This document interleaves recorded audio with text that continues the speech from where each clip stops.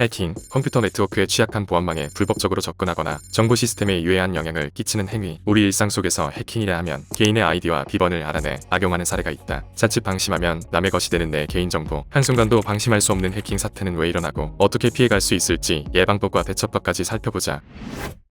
최근 전자책 서비스 밀리의 서재에서 1만 3천여 명의 회원 정보가 유출되는 해킹 사고가 발생했다. 유출된 개인정보는 이메일 주소와 전화번호, 비밀번호다. 회사는 회원들의 개인정보 보호를 최우선으로 노력해왔으나 해킹 공격으로 일부 회원의 개인정보가 유출된 사실을 확인했다며 공지를 올렸다. 이어진 입장에 따르면 전화번호와 비밀번호의 경우 암호화돼 외부에서 식별이 불가능하다고 한다. 하지만 회원들의 개인정보 보안에 소홀했다는 지적은 피할 수 없게 됐다. 앞서 2019년에도 해킹 공격을 받아 약 11만 명의 개인정보가 유출된 전적이 있기 때문이다. 명품 쇼핑 플랫폼 반란에서도 2022년 3월과 4월 연이어 두 차례 해킹 공격을 받았다. 회원 닉네임, 이메일, 전화번호, 배송 정보 등의 개인정보가 유출됐는데 빠르게 웹사이트에 사과문과 조치 계획을 올렸으나 회원들의 반응은 싸늘했다. 이렇게 스타트업들이 연달아 해킹 공격을 받아 소비자의 개인정보가 물 흐르듯 유출되고 있다. 해커들은 자본과 인력이 부족해 적절한 보안 솔루션을 갖추지 못한 스타트업을 노렸다. 물론 개인정보 데이터를 제대로 관리하지 못한 회사 측의 잘못도 있지만 해킹의 정도가 점점 지능적으로 변하고 있다는 것도 사실이다. 그 이유는 스타트업뿐만 아니라 대표 인터넷 회사인 네이버나 유명 SNS에서도 해킹 사태가 꾸준히 일어나고 있기 때문이다. 네이버 같은 경우에는 계정 해킹에서 그칠 게 아니라 네이버가 제공하는 서비스가 개인정보와 밀접한 연관이 있다는 점에서 큰 논란이 되었다. 네이버 계정에 계좌와 카드 등을 등록하는 네이버페이를 사용하고 있다면 경제적 피해를 입을 수도 있으며 클라우드 서비스를 이용하고 있다면 휴대전화에 저장된 사진, 동영상 등 각종 개인정보가 유출될 가능성이 크다. 네티즌들은 정기적으로 네이버 해킹에 대한 논란이 불거지는데 왜 개선되지 않는지 의문이라며 비판했다. SNS도 마찬가지다. 특히 수천만 명의 팔로워를 거느린 계정을 노려 해킹 효과를 극대화하려는 수법도 있다. 팔로워가 많은 계정을 탈취한 뒤 공식 계정인 것처럼 꾸며 불특정 다수에게 메시지를 보낸다. 솔깃한 메시지 내용으로 링크를 누르도록 요구하고 사람들이 링크를 누르는 순간 해커들은 비밀번호를 탈취해 계정을 잠가버린다. 링크를 누르기만 해도 악성 코드 등을 휴대폰이나 PC에 설치하는 경우도 있다. 이 밖에도 이메일 사칭, 유명인 사칭 등 순간적으로 속을 만한 여러 방법들이 나오고 있다. 그렇다면 우리는 왜 해킹 앞에서 속절없이 무너지게 되는 걸까? 제일 흔하고 당하기도 쉬운 방법은 피싱 사기다. 보통 성인 동영상이나 무료 나눔 글인 것처럼 가장해 링크를 첨부해 문자를 보내는 방식을 자주 사용한다. 만약 그 링크를 열고 가짜 로그인 페이지에서 로그인을 하거나 첨부 파일을 여는 등의 수법에 넘어갈 수 있다. 충격적인 건 그렇게 해킹되기까지 걸리는 시간이 약 82초라고 한다. 터치 몇 번에 내 정보가 온 세상에 공유되는 것이다. 또 알면서도 실천하기 쉽지 않은 건 비밀번호 변경이다.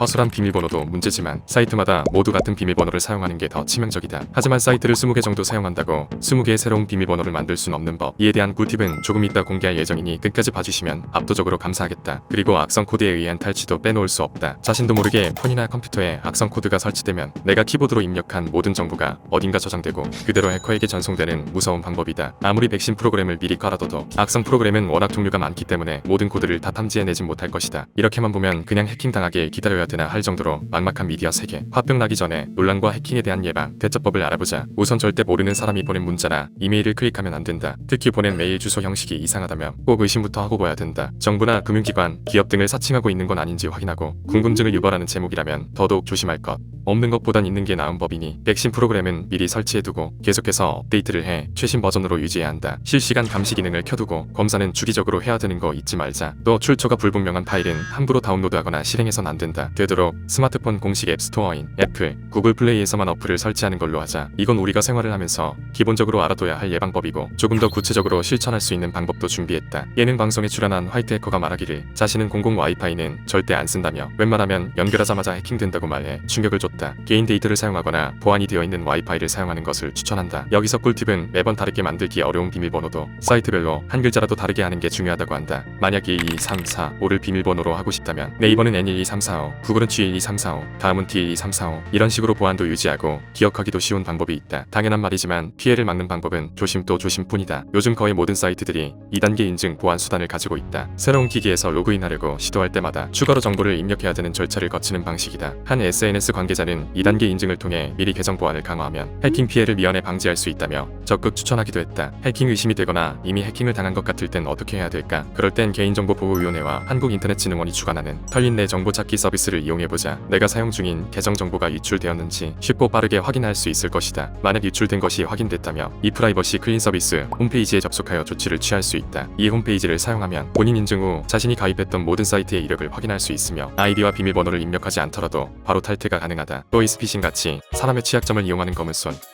해킹이라고 하면 엄청난 고급 기술을 쓸 것 같지만 대부분 엽고 얍삽한 수법으로 정보를 빼낸다. 사이트 자체에서도 회원의 소중한 정보를 지키기 위해 더욱 큰 노력을 들여야겠지만 절대 혼자의 힘으론 지켜낼 수 없는 법. 우리도 함께 예방하고 노련하게 대처해 안전하고 행복하게 인터넷 세계를 즐겨보자. 논란 공익광고 후에는 또 다른 유익한 내용으로 돌아오겠다.